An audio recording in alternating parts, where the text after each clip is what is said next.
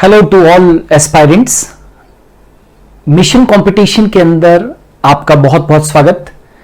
मैं हूं doctor NS Jain और मैं आपको इस मिशन कंपटीशन के अंदर पढ़ाऊंगा। तो स्वागत है आपका फिर से।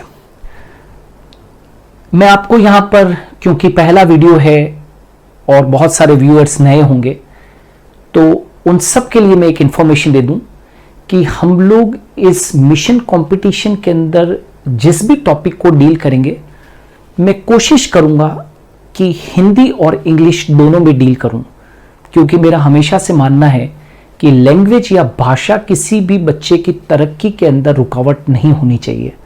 तो मैं कोशिश करूंगा हिंदी और इंग्लिश दोनों के अंदर कंटेंट अवेलेबल आप लोगों को करवाऊं। इसलिए यदि आप चाहते हैं कि जितने भी वीडियोस यहां पर आएंगे मिशन कंपटीशन के अंदर, उसके यदि आप चाहते हैं कि आपको पीडीएफ्स अवेलेबल हो जाए, तो यस, आप ऐसा कर पाएंगे। आपको गूगल प्ले स्टोर पर जाकर super Guru the learning app को डाउनलोड करना पड़ेगा।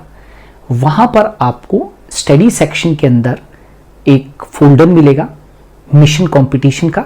उस मिशन कंपटीशन के फोल्डर में आपको यहां पर जितने भी वीडियोस आएंगे उनके पीडीएफ्स अवेलेबल होंगे।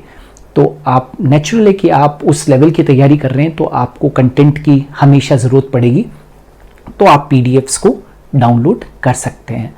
और आज इसका पहला वीडियो है। हम बहुत बहुत डीप के अंदर जाएंगे और बहुत अच्छा कंटेंट प्रोड्यूस करने की कोशिश करेंगे। आज का जो वीडियो है उसको शुरू करें उससे पहले चंद पंक्तियां आप लोगों के लिए जो आपको बहुत मोटिवेट करेगी, और वो है कि आज मुश्किल है, कल थोड़ा बेहतर होगा। बस उम्मीद मत छोड़ना, भविष्य जरूर बेहतरीन होगा। और इन्हीं पंक्तियों के साथ में मैं आज का जो वीडियो है वो शुरू कर रहा हूँ। And that video is Nobel laureates, यानी कि नोबेल पुरस्कार विजेता। पहले के कुछ वीडियोस आपको हम लोग बेसिक इंफॉर्मेशंस के ऊपर देंगे। कभी भी आप लोगों से इन चीज़ों के ऊपर प्रश्न पूछ सकते हैं कि नोबेल पुरस्कार किसको मिला। मैं यहाँ पर जो आज आप लोगों के लिए वीडियो लेकर आया हूँ, वो इंडिया की जो शख्सियत हैं, मुख्य जो लोग हैं जिनको कि अभी तक नोबेल पुरस्कार से नवाजा गया है, जो विश्व का सर्वोच्च पुरस्कार है, उसके बारे में मैं डिस्कस करूँगा। जितने भी नोबेल लॉरेट्स यहाँ पर आपको देखने को मिलेंगे वो भारत के नोबेल लॉरेट्स होंगे, यानी कि भारत के नोबेल पुरस्कार विजेता होंगे।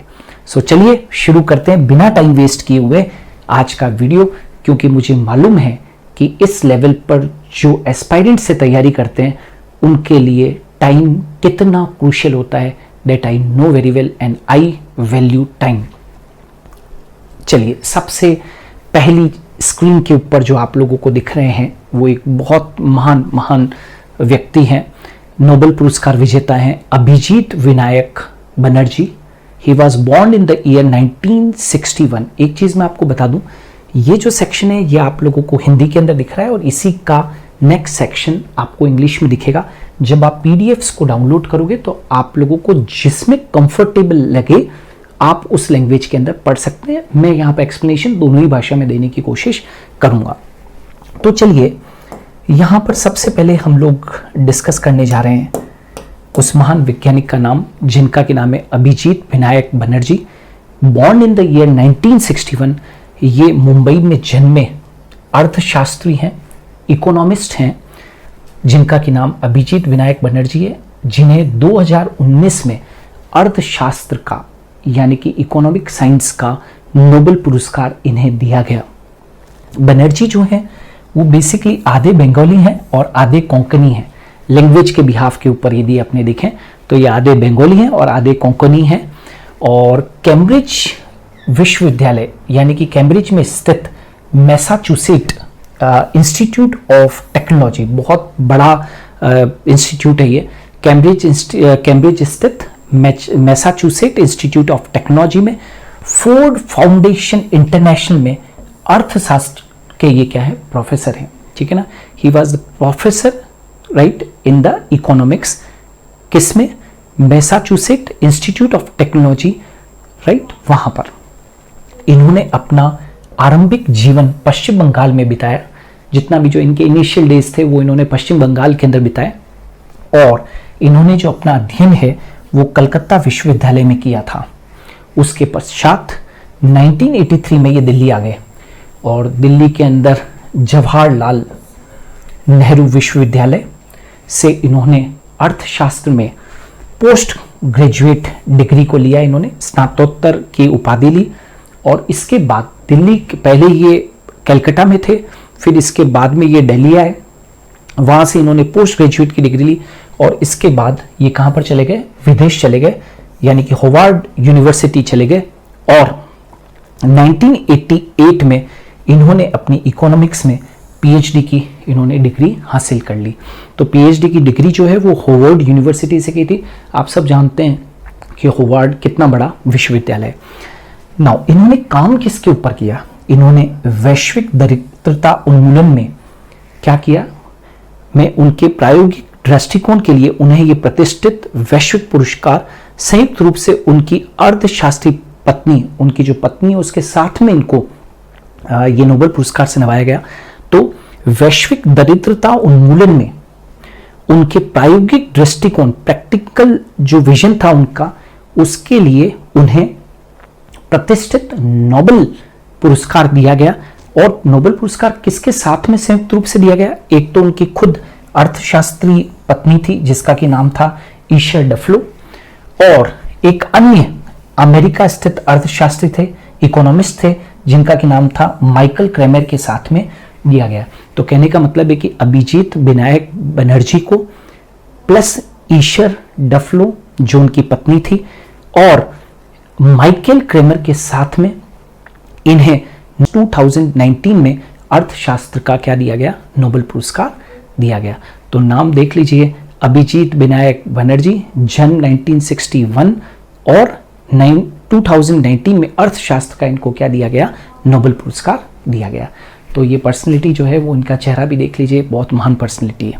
ठीक है, जैसा कि मैंने आपको बताया कि यदि आपको कोई हिंदी के अंदर टर्मिनोलॉजी के अंदर प्रॉब्लम आती है तो आप इंग्लिश टर्मिनोलॉजीज़ को भी आप जब पीडीएफ्स देखेंगे तो उसमें देख सकते हैं। चलिए आगे बढ़ते हैं।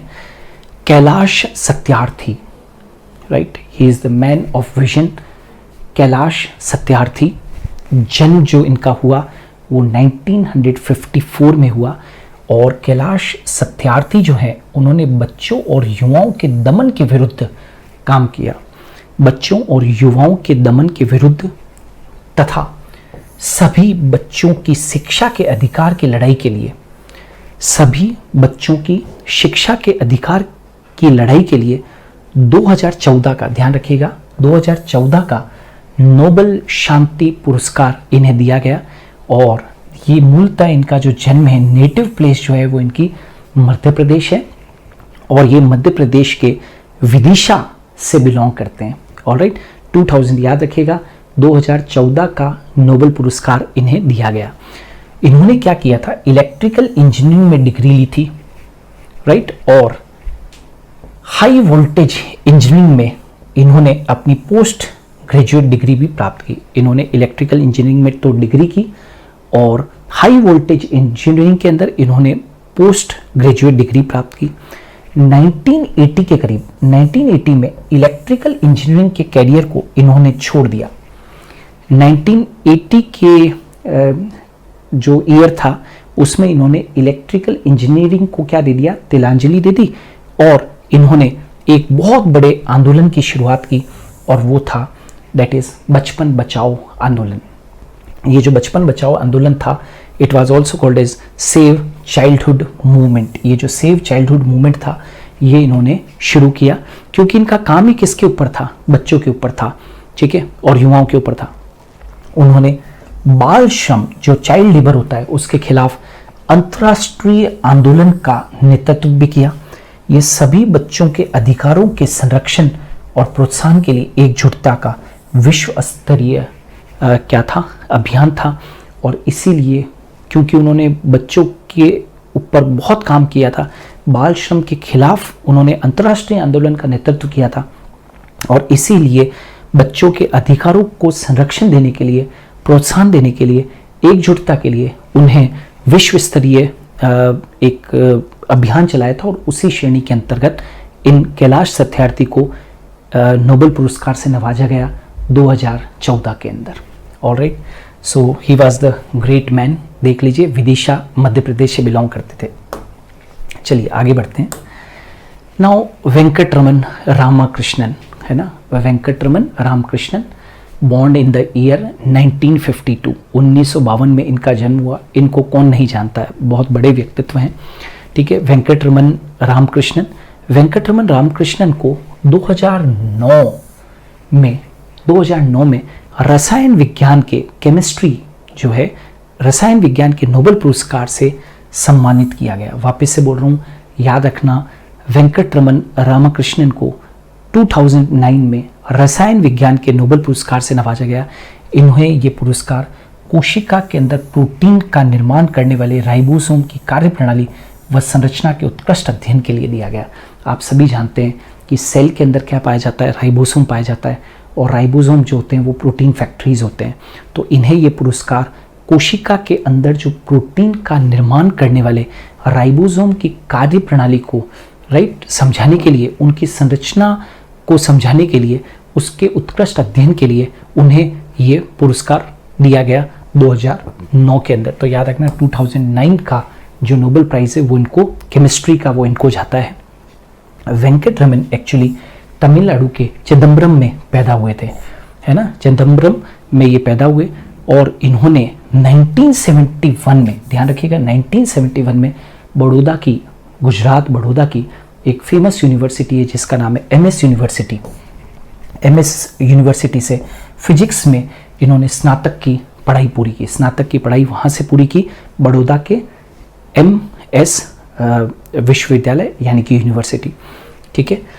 इन्होंने ओहायो विश्वविद्यालय से 1971 में पीएचडी की डिग्री प्राप्त कर ली। ओहायो विश्वविद्यालय से इन्होंने 1971 में पीएचडी की डिग्री प्राप्त की। इनका झुकाव उसके बाद में भौतिकी से जीव विज्ञान की ओर हुआ।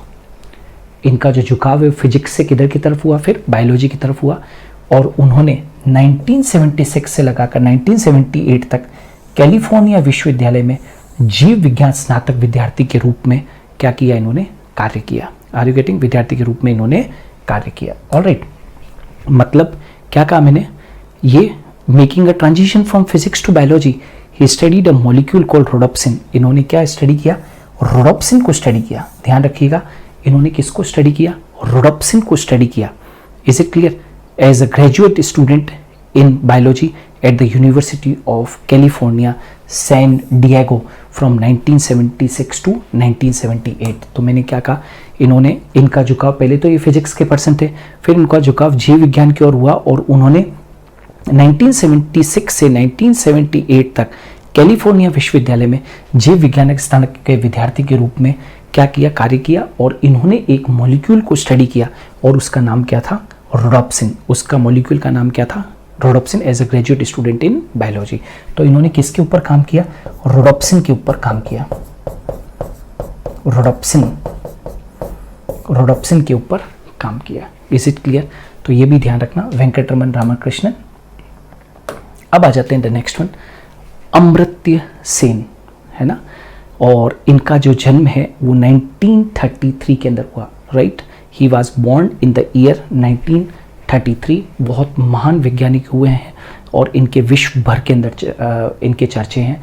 प्रोफेसर अमर्त्य सेन को 1998 में, ध्यान दीजिएगा, 1998 में अर्थशास्त्र में नोबेल पुरस्कार से नवाजा गया।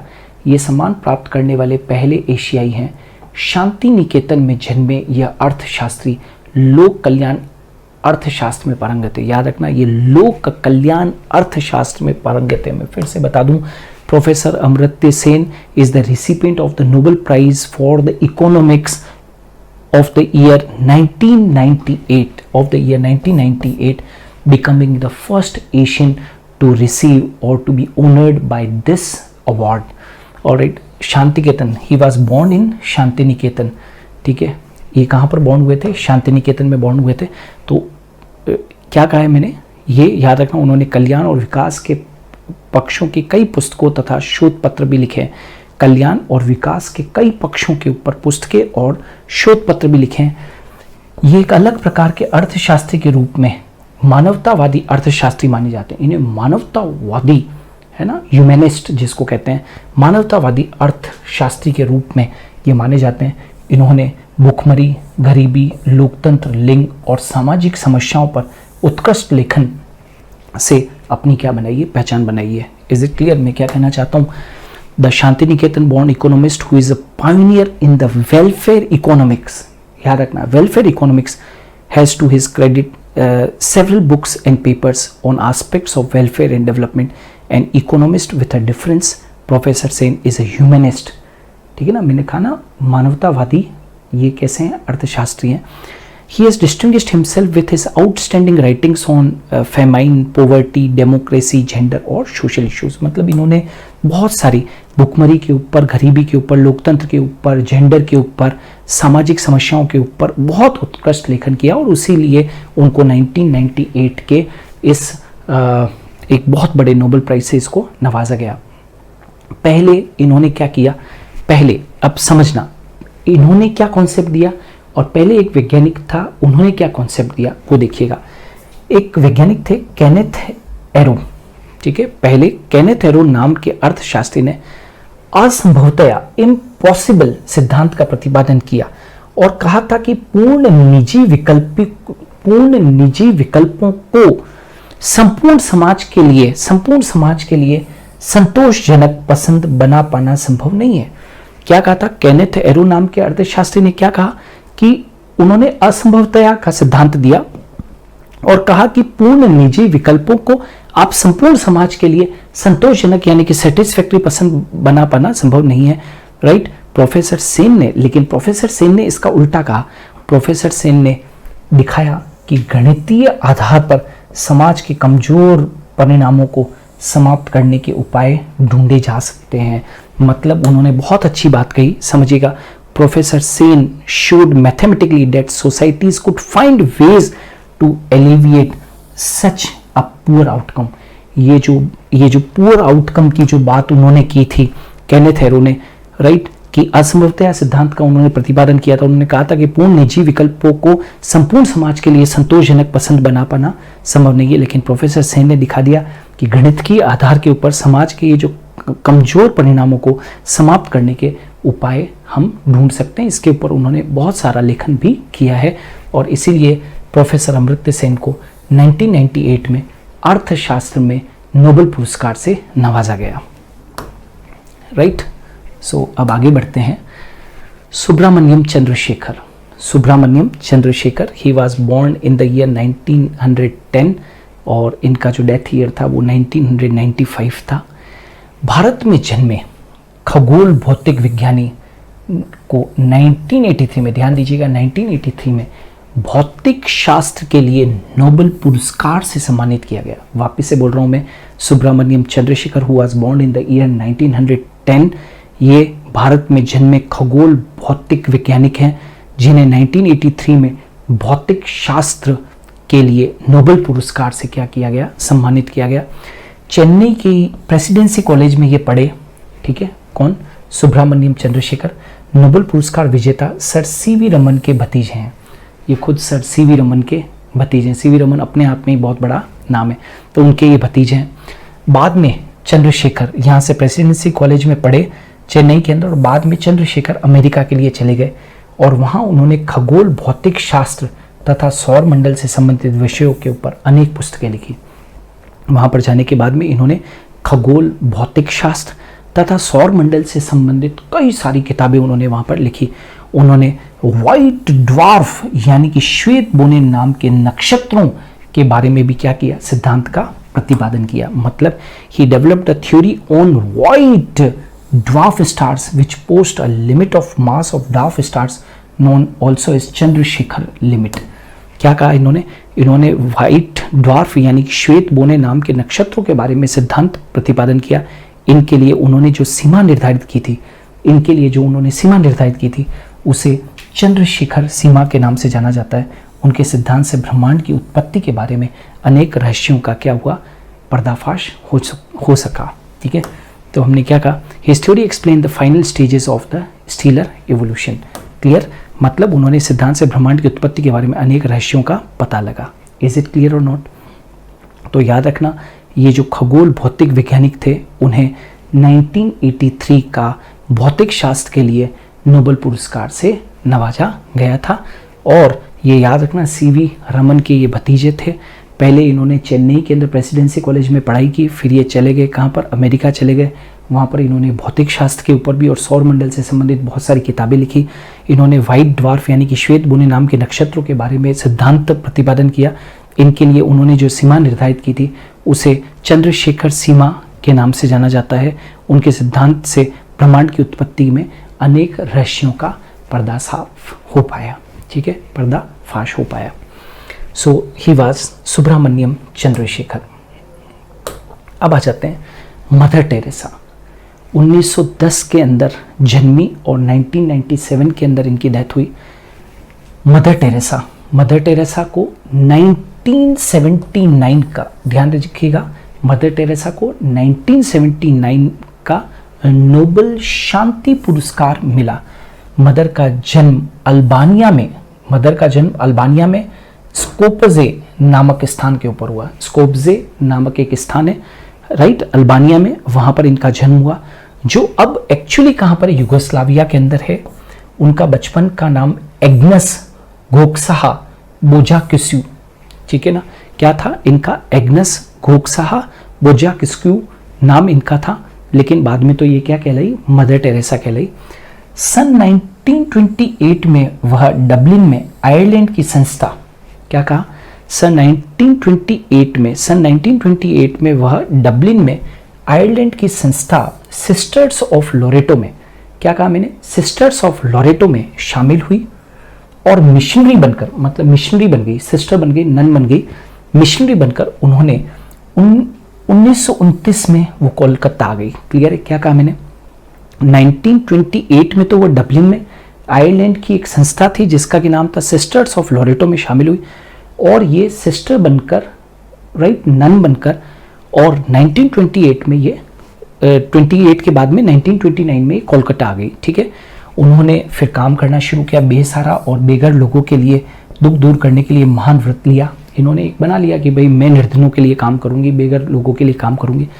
निर्धनों और बीमारों की सेवा के लिए उन्होंने मिशनरीज ऑफ चैरिटी नाम की संस्था बनाई। अब भारत आ गई, तो भारत आने के बाद में उन्होंने मिशनरीज ऑफ चैरिटी नाम की एक संस्था बनाई और फिर भारतीय नागरिक बनकर और कुष्ठ रोगियों और नशीले पदार्थों की लत के शिकार लोगों तथा दिन दुखियों के लिए निर्मल हृदय नाम की संस्था बनाई और ये संस्था उनकी गतिविधियों का क्या बनी, केंद्र बनी। ये जो संस्था थी निर्मल हृदय, इस नाम की संस्था उनकी गतिविधियों का एक मुख्य केंद्र बनी। उन्होंने जिंदगी भर पूरी निष्ठा से न सिर्फ बेसहारा लोगों की निस्वार्थ सेवा की बल्कि विश्व शांति के लिए भी प्रयास जारी रखे।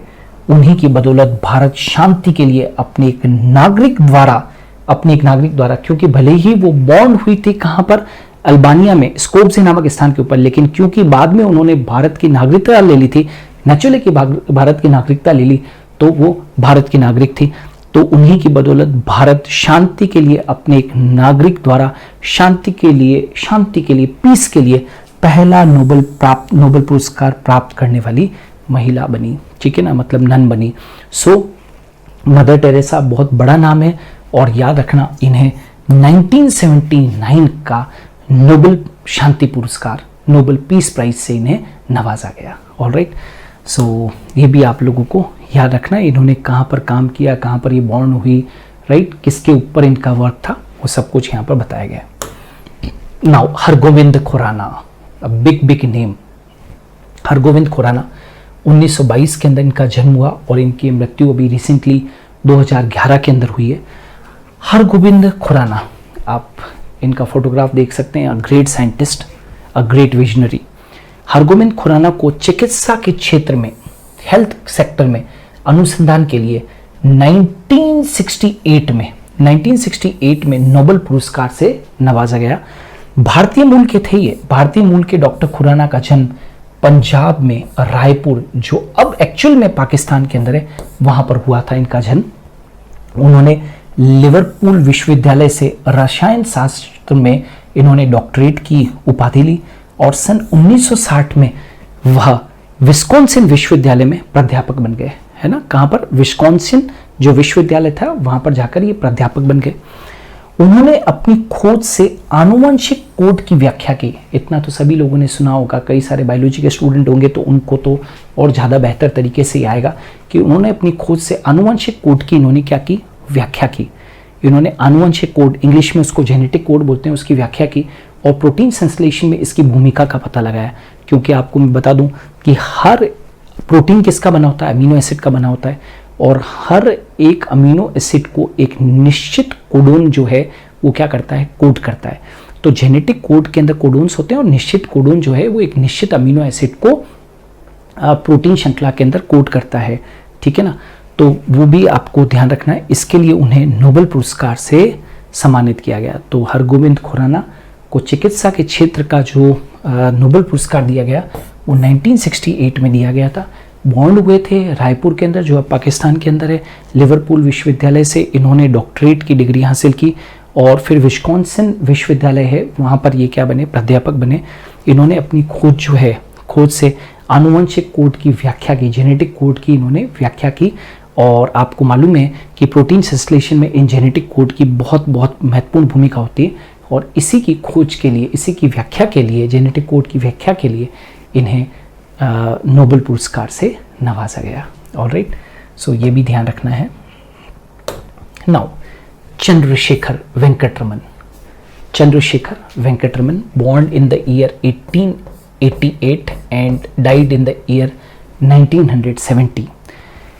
भौतिक शास्त्र के लिए नोबेल पुरस्कार प्राप्त करने वाले, वापस से भौतिक शास्त्र के लिए, भौतिकी के ऊपर बहुत काम हुआ है भारत के अंदर, भौतिक शास्त्र के लिए नोबेल पुरस्कार प्राप्त करने वाले पहले भारतीय डॉक्टर चंद्रशेखर वेंकटरमन ही थे। इनका फोटोग्राफ देख लीजिए। He was the Chandrashekhar Venkataraman. इन्हें फिजिक्स के जो बच्चे हैं, जो फिजिक्स पढ़ते हैं, वो बहुत अच्छी तरीके से जानते हैं, राइट। उन्होंने 1930 में ये पुरस्कार प्राप्त किया। 1930 का इन्हें नोबेल पुरस्कार दिया गया।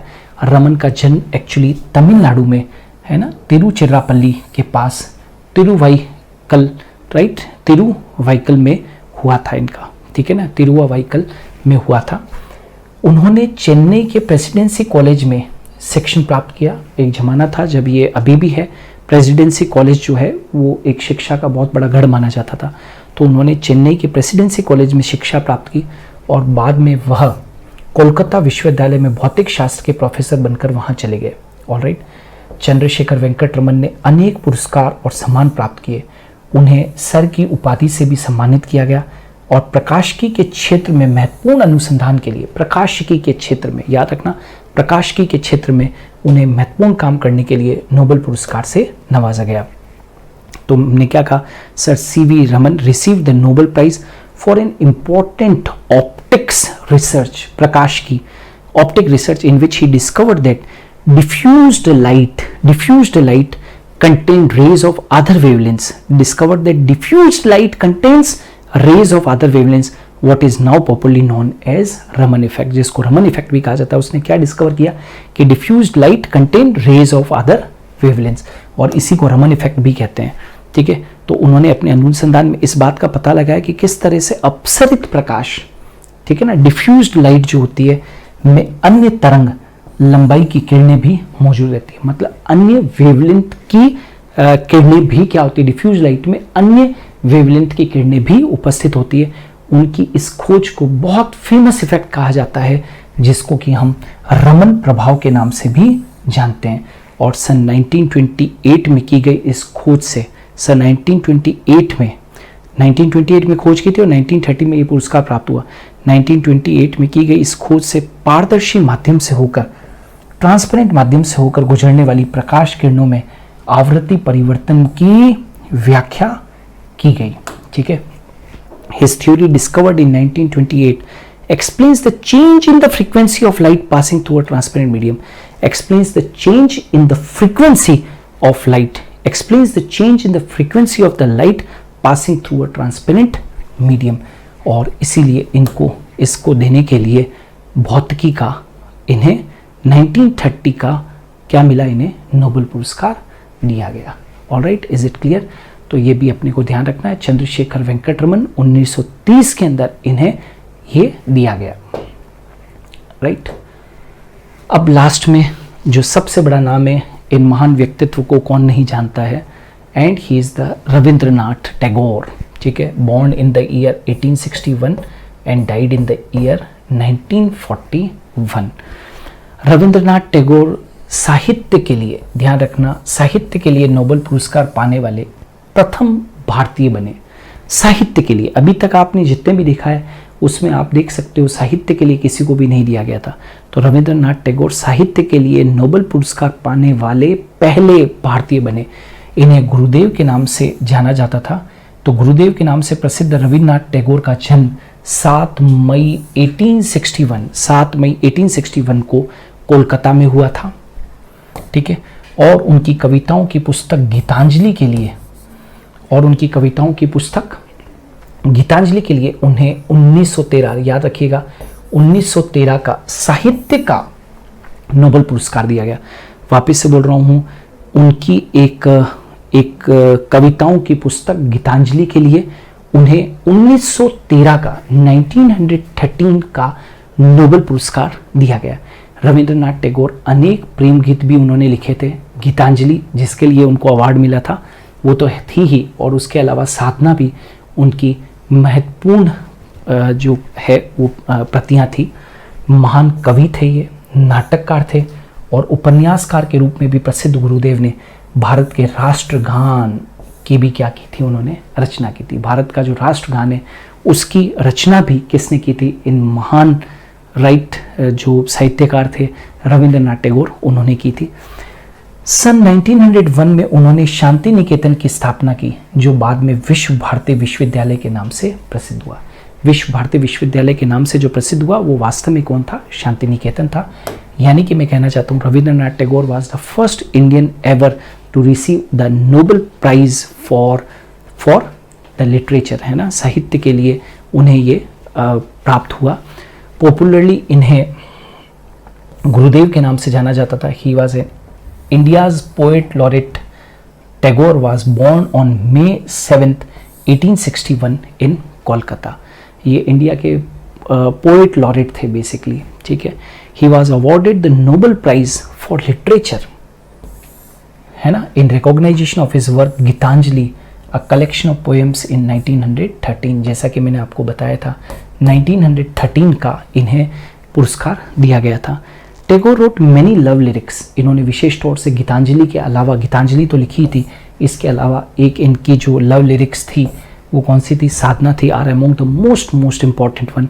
ये पोएट भी थे, है ना, बहुमुखी प्रतिभा के धनी थे, पोएट थे, ड्रामेटिस्ट थे, नॉवेलिस्ट थे, ठीक है ना, and he is also the author of the Indian national anthem, जो हमारा नेशनल एंथम है, राइट। इससे बड़ा और क्या हो सकता है, जिसने नेशनल एंथम दिया हमारे को, वो ये महान राइट साहित्यकार थे जिनका की नाम था रविंद्रनाथ टैगोर।